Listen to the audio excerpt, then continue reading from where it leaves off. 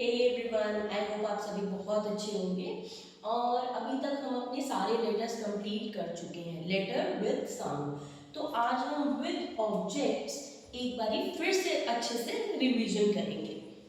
So A ant, B bat, C cat, D the drum, E egg, F for G gun, H hut, I ice cream, J jug, cake kite, L lamb, M mango, N nine, O orange, P pencil, Q quill, R rose, S 6, T 2, U umbrella, V van, W watch, X Christmas tree, Y yarn, Z zigzag।